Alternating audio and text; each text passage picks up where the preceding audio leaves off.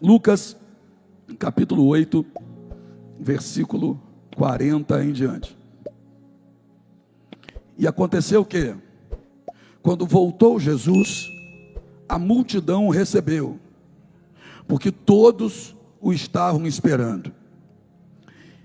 E eis que chegou um homem de nome Jairo, que era príncipe da sinagoga, e prostrando-se aos pés de Jesus, rogava-lhe que entrasse em sua casa, porque tinha uma filha única, quase de 12 anos, que estava à morte. E indo ele, apertava-o a multidão. E uma mulher que tinha um fluxo de sangue, havia 12 anos, e gastara com os médicos todos os seus bens, e por nenhum pudera ser curada, chegando por detrás dele, tocou na orla do seu vestido, e logo estancou o fluxo de seu sangue. E disse Jesus: quem é que me tocou? E negando todos, disse Pedro e os que estavam com ele: mestre, as multidões te apertam e te pressionam, e dizes: quem é que me tocou? E disse Jesus: alguém me tocou, porque bem conheci que de mim saiu poder. Então, vendo a mulher que não podia ocultar-se, aproximou-se tremendo, e prostrando-se ante ele, declarou-lhe diante de todo o povo a causa porque ele havia tocado, e como logo havia sido sarada. E ele lhe disse: tem bom ânimo, filha, a tua fé te salvou, vai em paz. Estando ele ainda falando, chegou do príncipe da sinagoga, dizendo: a tua filha já está morta, não incomodes o mestre. Jesus, porém, ouvindo, respondeu-lhe dizendo: não temas, crê somente, e será salva. E, entrando em casa, a ninguém deixou entrar, senão a Pedro e a Tiago e a João, e ao pai e a mãe da menina.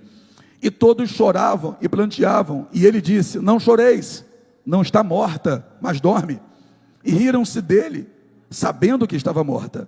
Mas ele, pondo-os todos fora, e pegando-lhe na mão, clamou dizendo: levanta-te, menina. E o seu espírito voltou, e ela logo se levantou, e Jesus mandou que lhe dessem de comer. Senhor Deus, a tua palavra para nós é fonte de vida, é o que nos direciona, mas também nos sustenta, nos alimenta, é bem verdade, mas também, ó Pai, nos ensina, nos molda, transforma de dentro para fora. Esse povo que se reúne os domingos à noite aqui também amam a tua palavra, amam ao Senhor. Nós temos visto a manifestação do teu poder a cada culto. Nós temos visto, ó Pai, vidas sendo transformadas, de acordo com o apóstolo Paulo, de acordo com a loucura da pregação. Oh, meu Pai, porque aquilo que para o mundo é loucura, para aquele que crê é poder do Senhor. E nós sabemos, ó Pai, que uma vez que um coração se abre para a tua palavra, essa vida não tem como continuar do mesmo jeito. Ela passa pelo processo de transformação, cresce, prospera, é abençoada. Oh, meu Deus, e aqui estamos nós, dispostos a sermos tocados de novo. Fala de uma maneira especial, toca em vidas aqui para transformá-las. Teus filhos têm prazer em ouvir a tua voz, Pai, em nome de Jesus, amém? Pode se assentar.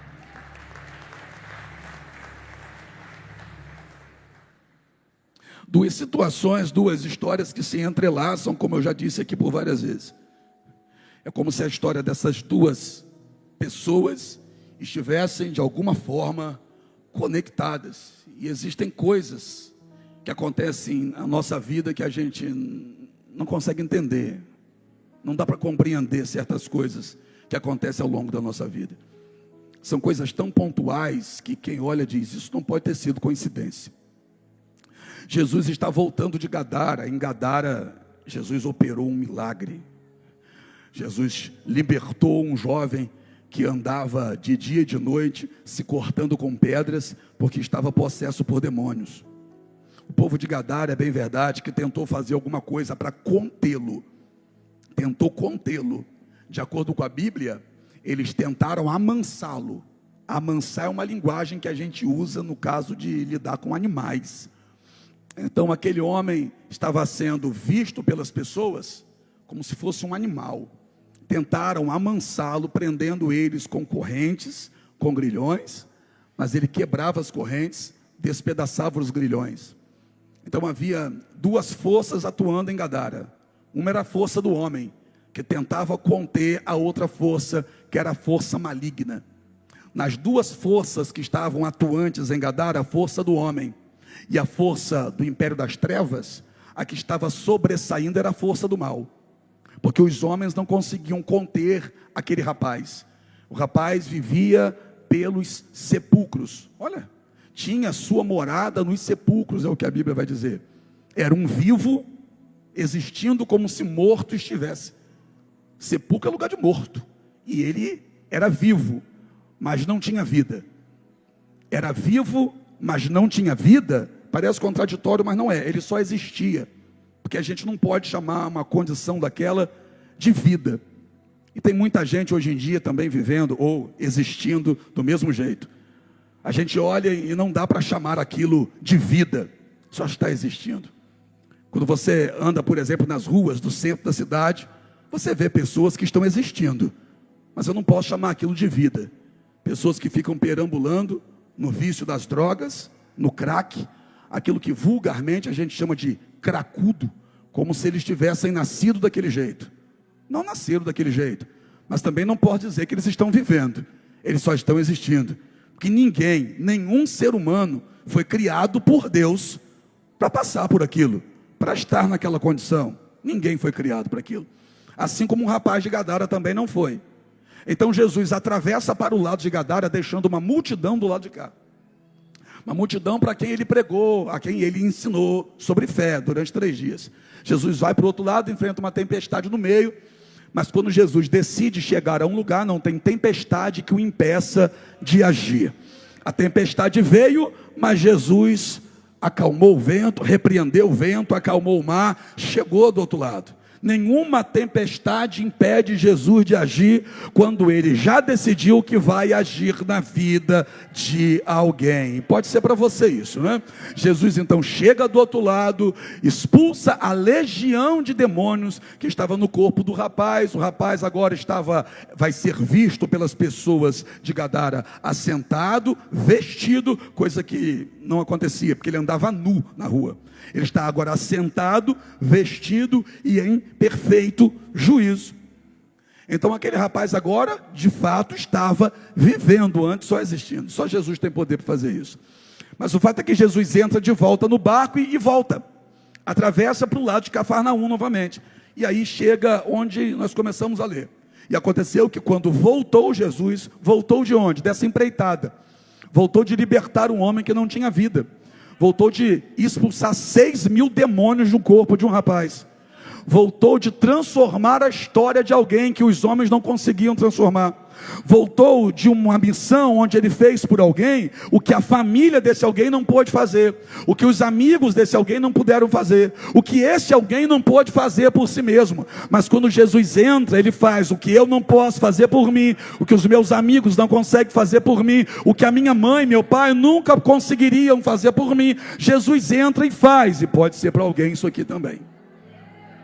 Aí Jesus volta, e quando Jesus volta, insisto em dizer que já tem uma multidão, e a multidão o recebe. A multidão não está ali por acaso, a multidão está ali na expectativa de que Jesus vai chegar. Porque essa multidão já aprendeu uma coisa: onde Jesus chega, acontece milagre. Onde Jesus chega, tem gente sendo liberta. Onde Jesus chega, tem paralítico andando, tem cego enxergando, tem mudo falando, tem surdo ouvindo. Onde Jesus chega, tem multiplicação de pães, tem multiplicação de peixes. Onde Jesus chega, a paz entra. Onde Jesus chega, a tempestade acalma. Onde Jesus chega, o inimigo se cala. Onde Jesus chega, alguma coisa acontece. Essa multidão era muito parecida com a multidão que está diante de mim nessa noite. Era uma multidão que não perdia tempo. Se Jesus vai, então eu também vou. Vocês entenderam que naquele dia eles foram para a praia, porque eles sabiam que Jesus chegaria ali. Então, se Jesus vai estar ali, é ali que eu quero estar. Que bom que tu saiu da praia, saiu de tudo quanto é canto e veio para cá, porque isso também permeou teu pensamento e o teu sentimento. Quando você se arrumou para vir para o culto, era como se você estivesse dizendo: se Jesus vai estar lá, então é lá que eu quero estar. Se Jesus vai falar naquele lugar, é lá que eu quero estar. Se Jesus vai curar, libertar, batizar naquele lugar, é lá que eu quero estar. Fizeste bem intervindo. Por quê? Porque antes de você chegar, Jesus já havia chegado aqui. A multidão estava lá. E aí chegou um homem. E eis que chegou um homem de nome Jairo. Não chegou um príncipe na sinagoga de nome Jairo. Chegou um homem de nome Jairo, príncipe da sinagoga. Deixa eu te dizer o que eu gosto de Jairo.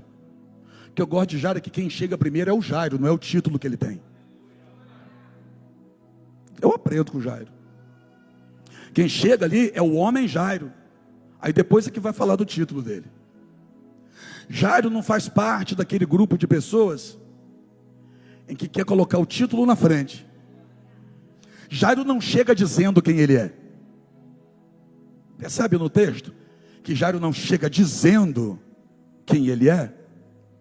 Ele chega falando sobre a dor dele. Só que tem um detalhe.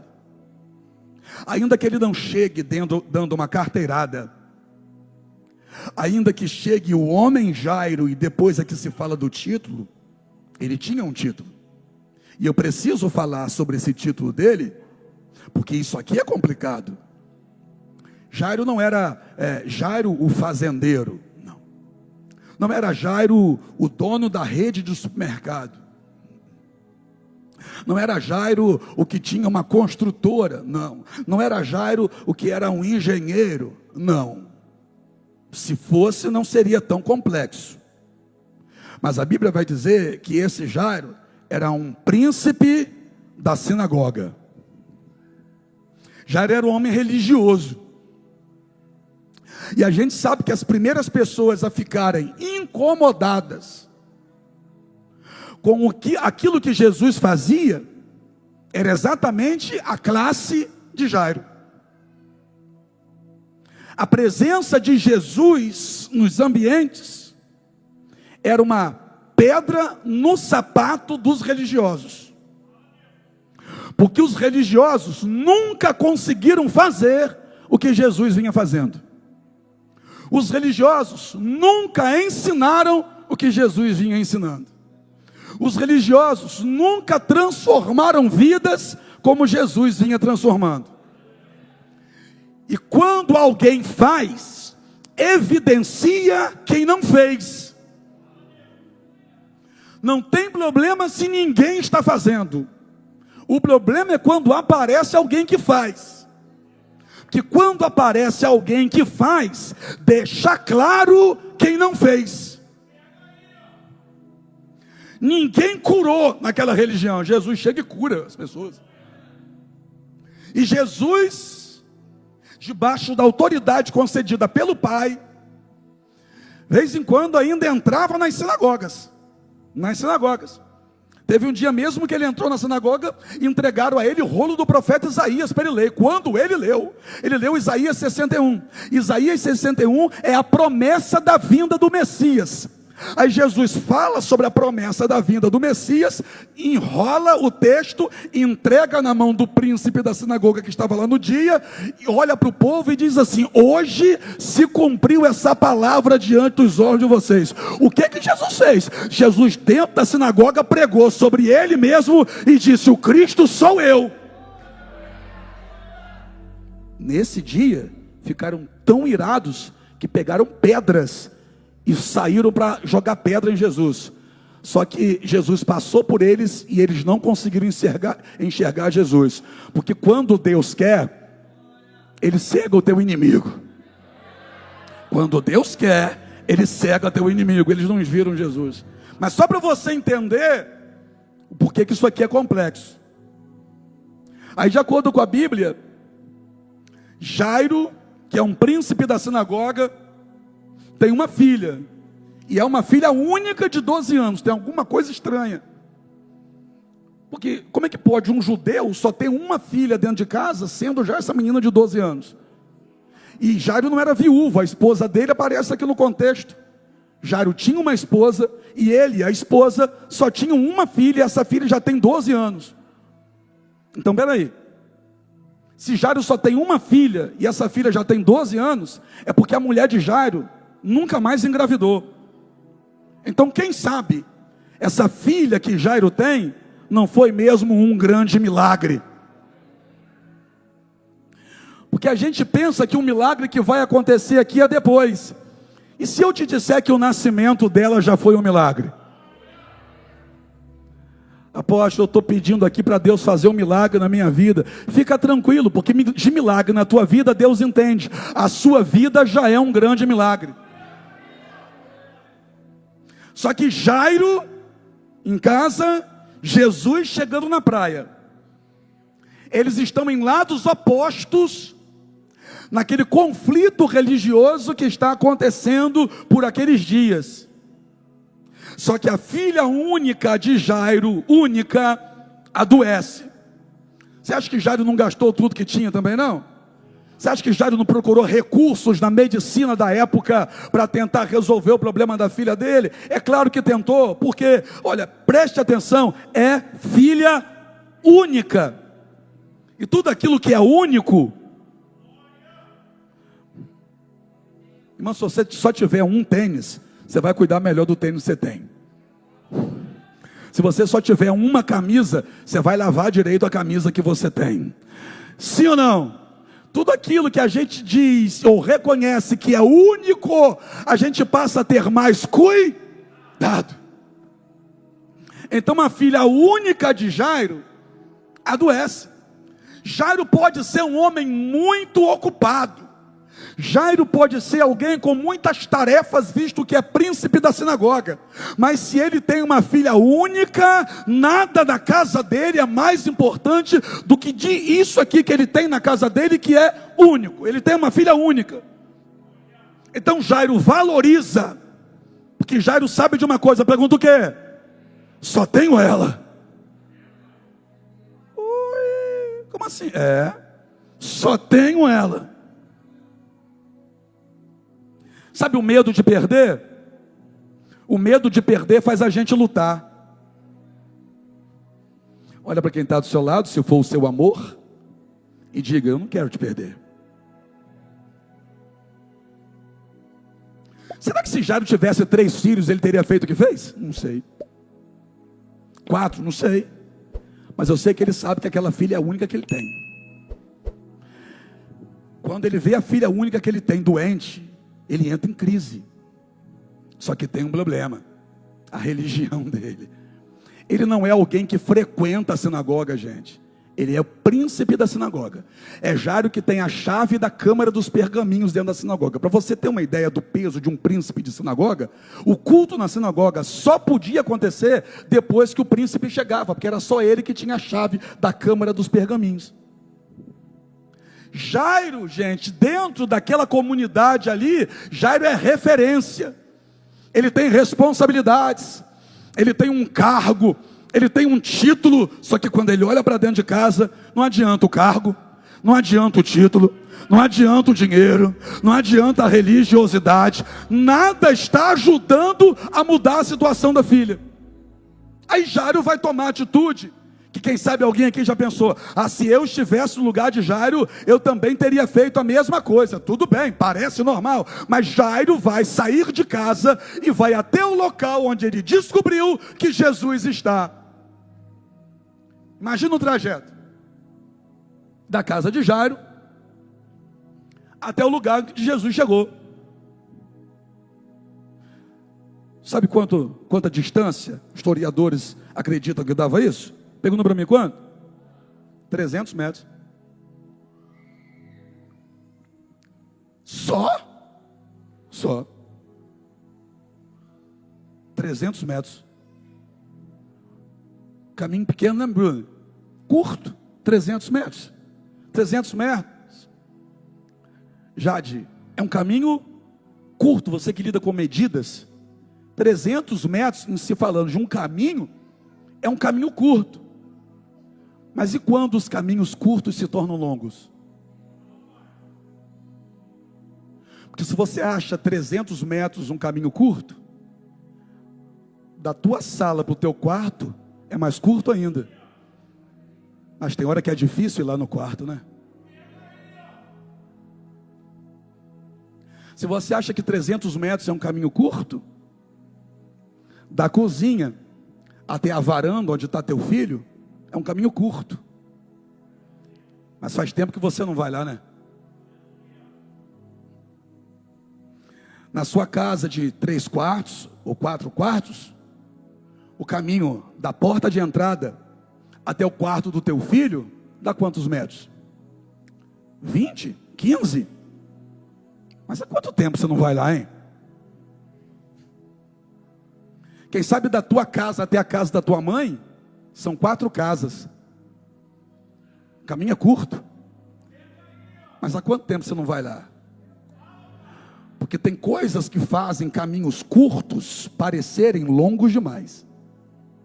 O que? Os milindres, as diferenças. A diferença da religião de Jairo para Jesus faz um caminho de 300 metros não ser tão curto assim. Faz um caminho de 300 metros parecer ser um caminho bem mais longe.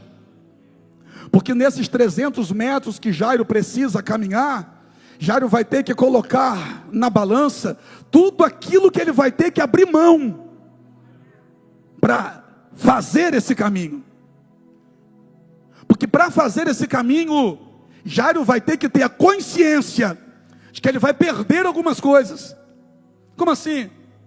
Como que a turma da sinagoga vai olhar para ele? O que que vão falar dele? Jairo, o príncipe da sinagoga, se prostrar diante de Jesus, era o mesmo de que colocar o cargo dele na sinagoga em xeque, em risco. Está disposto a perder alguma coisa para conseguir fazer o caminho da sala até o quarto?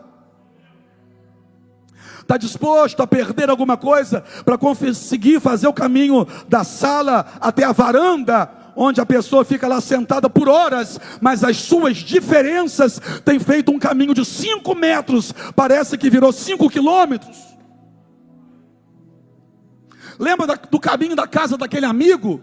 Era tão curto, você estava sempre lá, você vivia na casa daquele amigo, o caminho parecia ser tão curto, até que aconteceu algum problema, uma diferença de pensamentos. Um falou uma coisa, outro disse outra. Aí apareceu um terceiro para bagunçar o que os dois disseram. Porque sempre tem um enviado do cão para bagunçar. Então você imagina agora, aquele caminho que parecia ser tão curto, porque você estava sempre lá.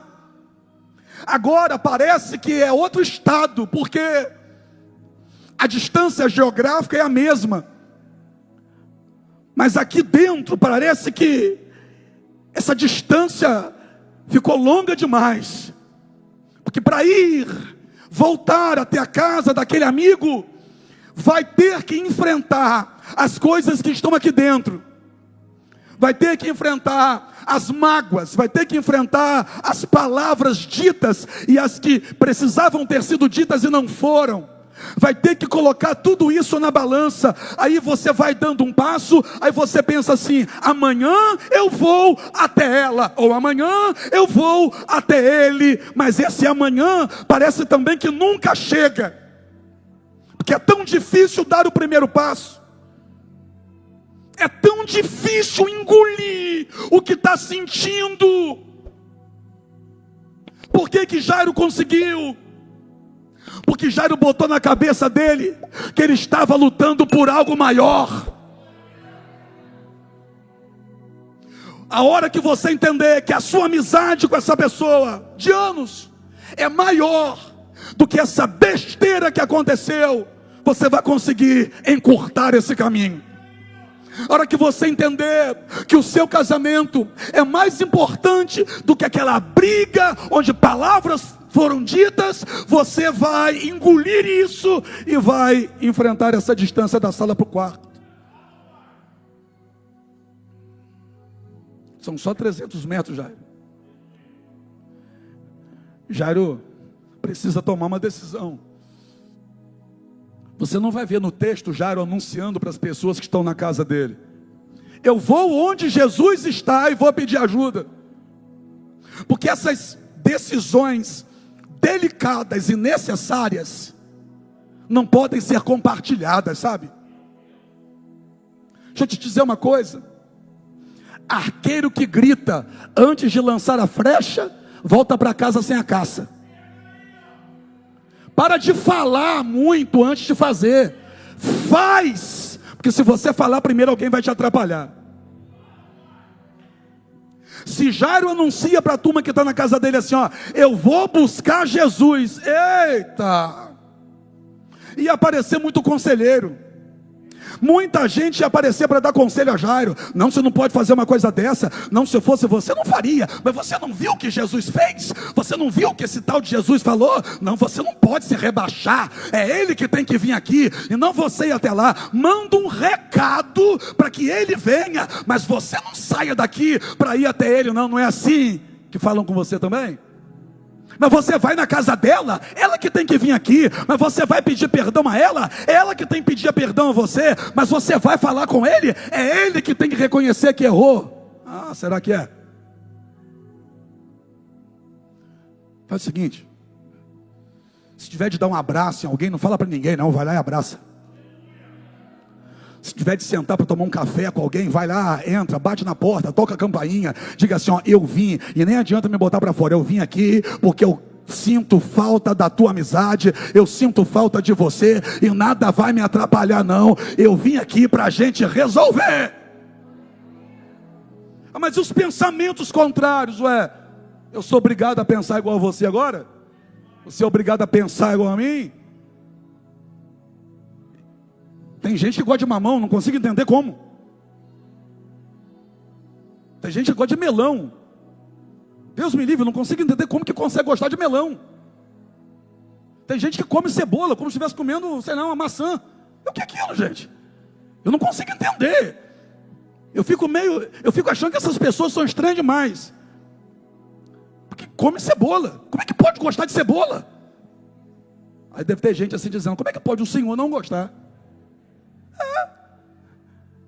Você gosta de mamão, eu gosto de manga. Você gosta de cebola, eu não gosto. Você gosta de feijão por debaixo do arroz e com farinha. Eu gosto de arroz por baixo e feijão coado por cima. Estou confessando o pecado. Ela coa meu feijão, ela coadeira mesmo de criança. Ela coa o feijão, eu não como feijão. Ela coa o feijão, para mim coa. Mas você gosta de mastigar o caroço do feijão. Eu não sei como é que pode. Quando cai algum caroço de feijão dentro do meu prato, eu tiro o caroço e boto de lado. Eu não como ele. Eu ignoro a existência dele. Então você não tem que ser igual a mim. E nem eu tenho que ser igual a você.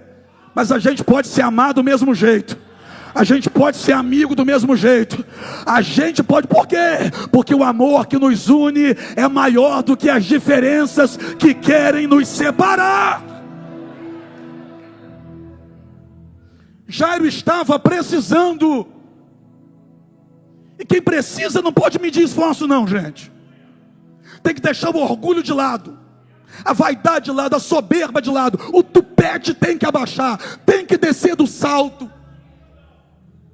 Vai declarar a humildade ou vai deixar a casa morrer do jeito que está morrendo?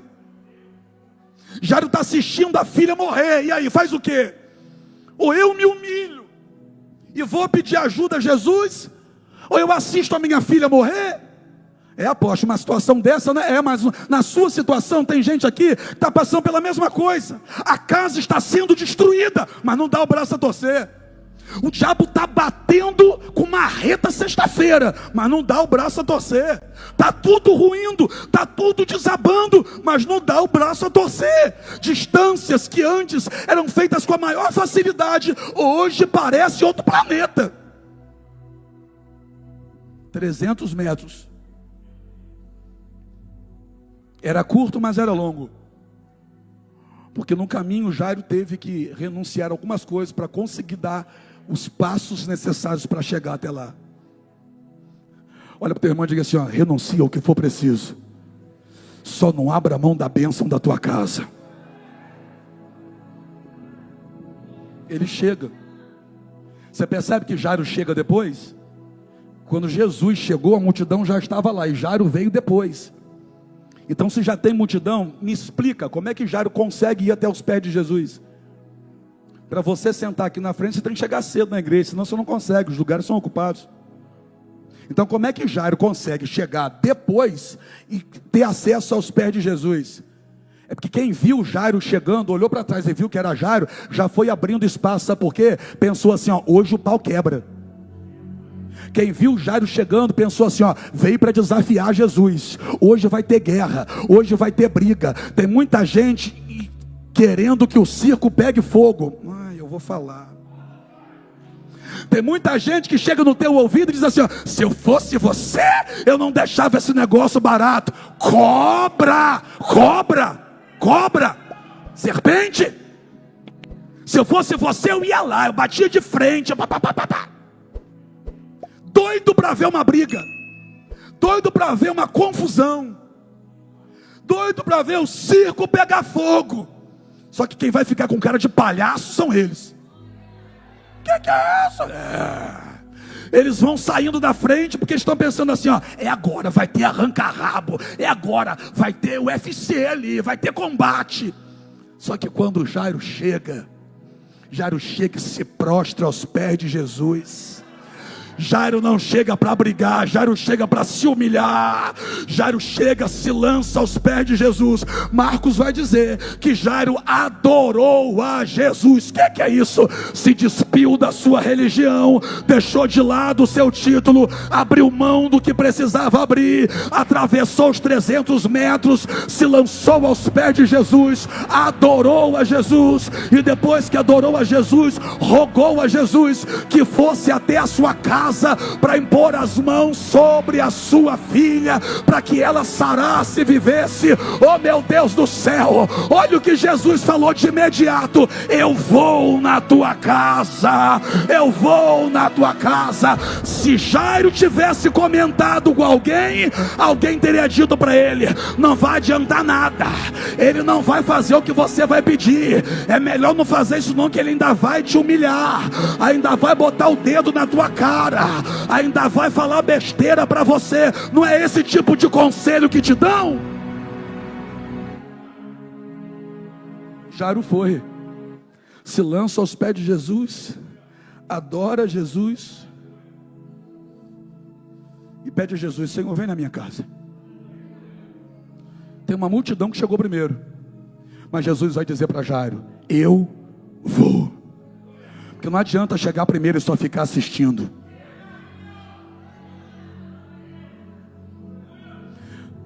Quem chegou primeiro só ficou assistindo, aí Jairo chegou depois e adorou.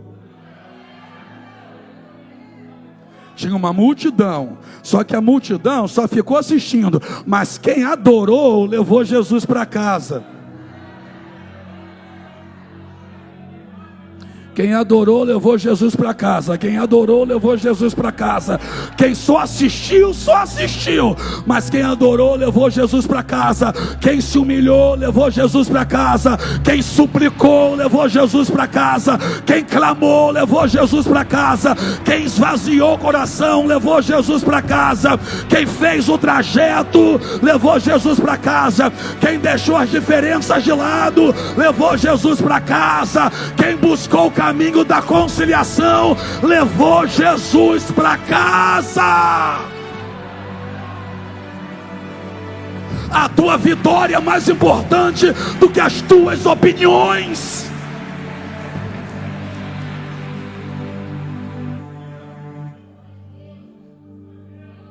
Antes de tudo isso, Jairo tinha as suas opiniões acerca de Jesus. Só que tem um detalhe: as opiniões que Jairo tinha acerca de Jesus, todas elas foram com base naquilo que alguém falou. E quando você tem as suas opiniões acerca de alguém com base naquilo que alguém falou, eu fico me perguntando quem é mais tonto na história. se é você ou se é quem falou, que você nem conhece a pessoa, mas tira as suas opiniões com base em histórias que alguém falou sobre a pessoa. Jairo antes tinha as suas opiniões, com base em tudo aquilo que alguém falou para ele. Só que quando ele foi até Jesus, ele percebeu um olhar que ele nunca viu em ninguém, um cuidado que ele nunca viu em ninguém. O toque de Jesus era um toque diferente, a voz de Jesus era uma voz diferente, o amor de Jesus era diferente. Jesus disse: eu vou. Só que enquanto eles estão indo, aparece a mulher. E não dá para desvincular, gente, perdão.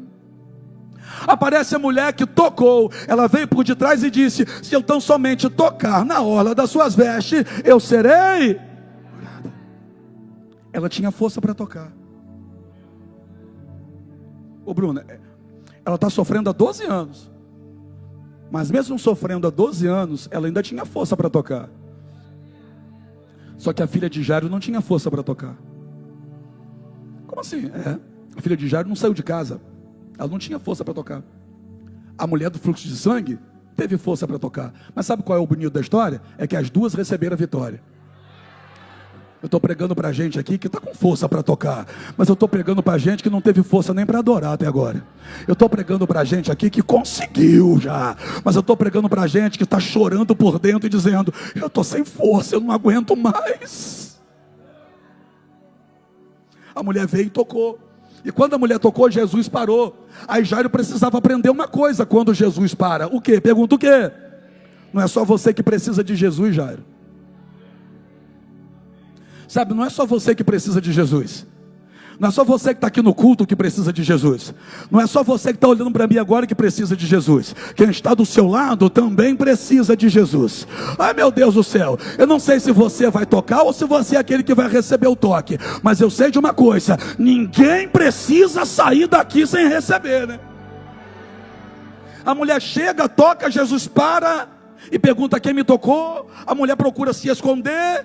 Aí Pedro vai dizer: Senhor, uma multidão te aperta, te pressiona. O Senhor pergunta: quem te tocou? Aí Jesus diz: eu senti que me tocaram, porque de mim saiu poder. Ou seja, a mulher conseguiu pegar o que ela foi buscar.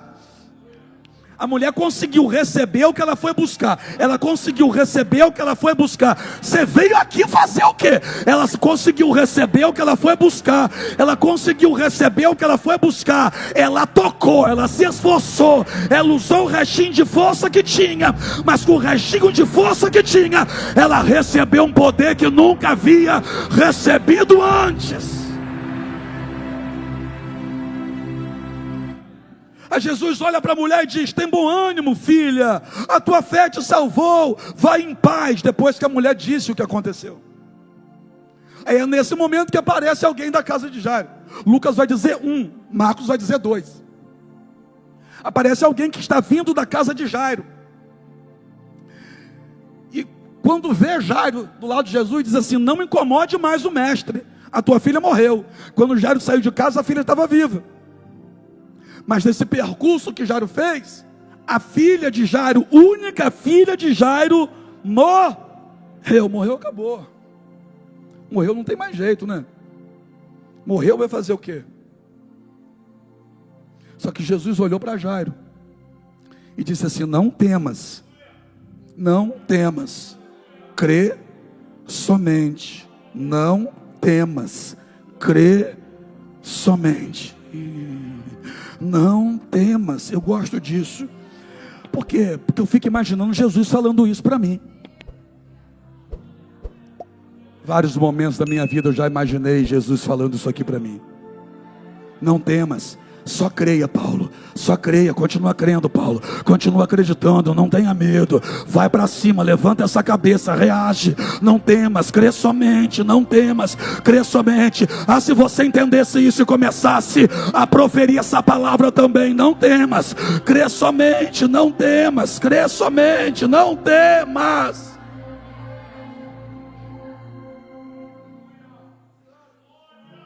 As pessoas chegam para dar notícia ruim para Jairo, e sem tato nenhum, né? Olha o que vai dizer, olha a notícia que vai dar para um pai que tem uma única filha de 12 anos que está doente: não incomode mais o mestre, a tua filha morreu. Como é que dá uma notícia dessa? Sabe o que leva uma pessoa a dar uma notícia dessa? Pergunta o quê? O desejo de ver quem recebeu a notícia para baixo. Tem gente que vem te dar notícia, mas é para ver tua cara de derrota. Tem gente que quer te dar algumas notícias, mas é para assistir o seu semblante de fracasso. Tem gente que quer falar da tua família. Olha, eu soube que o teu filho está fazendo isso, isso, isso. Língua venenosa, cobra. É só para ver o teu desânimo, o seu semblante para baixo. Quando alguém vier dizendo assim, olha, eu soube que o teu filho, você abre a tua boca e diz assim, olha, mas eu creio na promessa de Deus para a vida do meu filho. Entre o que você está falando e o que Deus falou comigo, eu fico com aquilo que Deus falou.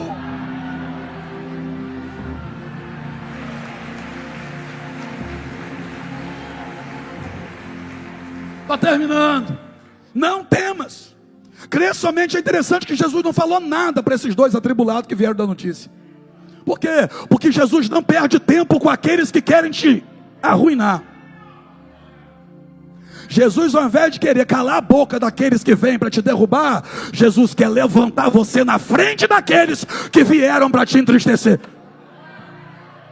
Deixa eu te falar uma coisa, aprenda, você não tem que ficar esperando que Jesus destrua a pessoa que se levantou contra você. Você tem que esperar que Ele te levante na frente deles.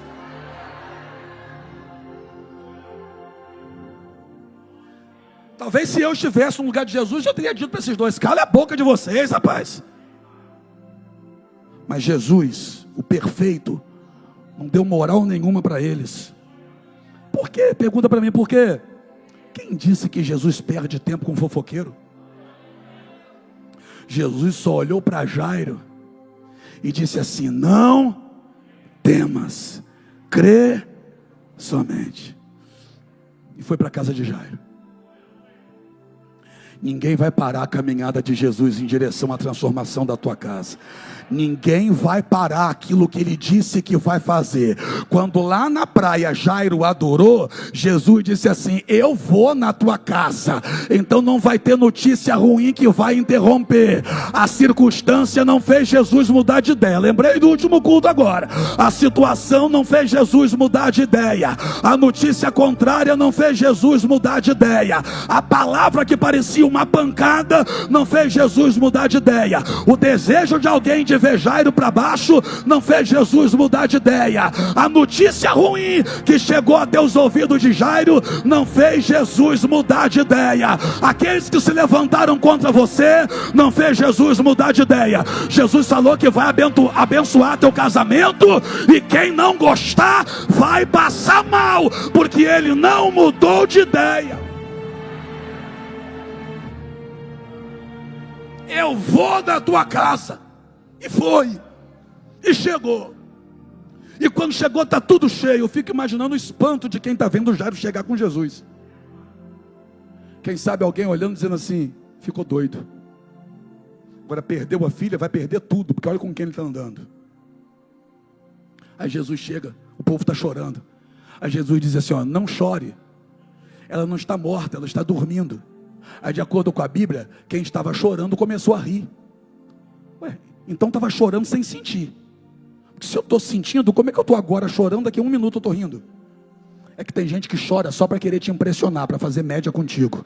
Mas na verdade está ali por perto só para assistir teu sofrimento bem pertinho. Mas fica tranquilo, por quê? Porque quem queria sepultar tua filha, Jairo, vai ter que ver tua filha de pé e cantando o hino da Lauriette. Aí o que Jesus fez? Jesus chegou e botou todo mundo para fora. Todo mundo quem? Ué, se Jesus botou para fora, é sinal porque estava dentro. E por que estava dentro? Porque a família de Jairo, a esposa de Jairo, o Jairo, deixou entrar. É que Jairo ainda não estava andando com Jesus, começou a andar agora. Porque depois que a gente começa a andar com Jesus, a gente sabe muito bem quem a gente tem que botar para dentro e quem a gente tem que deixar do lado de fora. Jairo estava começando a andar com Jesus agora. Aí Jesus chega e bota todo mundo para fora. E entra com quem? Pedro, Tiago, João, chama Jairo e chama a mãe da menina. Está vendo como a menina tem mãe? Agora olha uma coisa aqui. Jairo um homem judeu que tem uma esposa, a esposa está do lado dele, e esse casal só tem uma filha única de 12 anos. Então eu posso afirmar que a vida dessa menina, a existência dessa menina era um milagre. Aí quando Jesus entra naquela casa, era Deus falando para Jairo: o Deus que fez um dia vai fazer de novo. O Deus que um dia te deu é o Deus que vai trazer de volta e colocar na tua mão. Oh meu Deus do céu, talvez Deus te deu e você perdeu, mas Deus hoje está dizendo: eu coloco de novo na tua.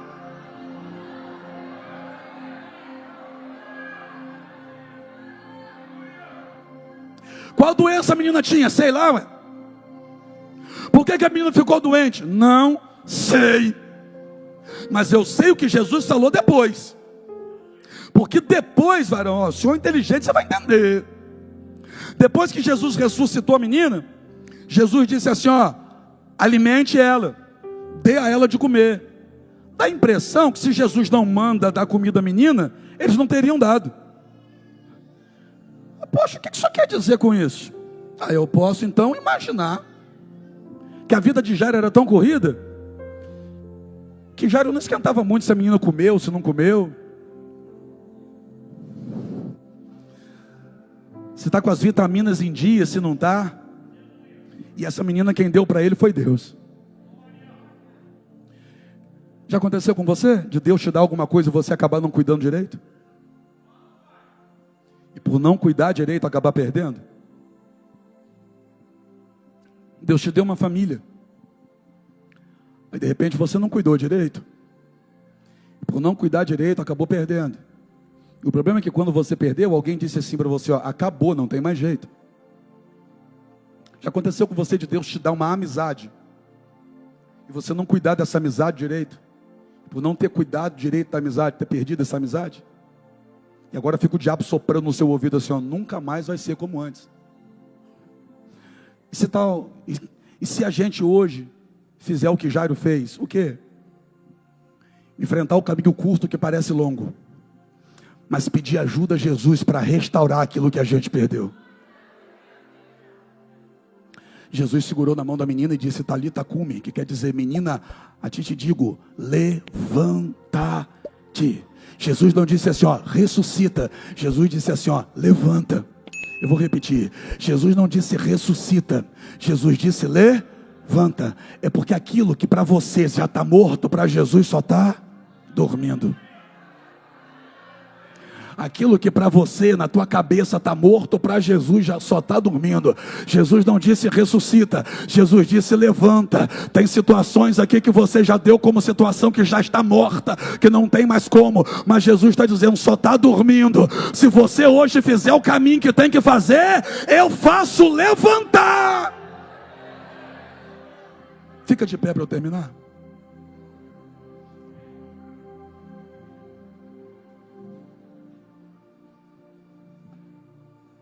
A Bíblia vai dizer que o espírito da menina voltou. Olha que coisa. A Bíblia diz que o espírito da menina voltou. Uau! Então quer dizer que Deus soprou de novo? O espírito da menina voltou. Aí a menina levanta. Agora, a vida dessa menina está muito melhor do que antes. Porque se antes disso aqui, alguém já pensava que ela era um milagre, agora tem certeza. Entendeu? Se antes, alguém já pensava que a tua casa era um milagre, a partir desse momento, com o que Jesus vai fazer lá, vão ter certeza que de verdade é um milagre. Só que faz o caminho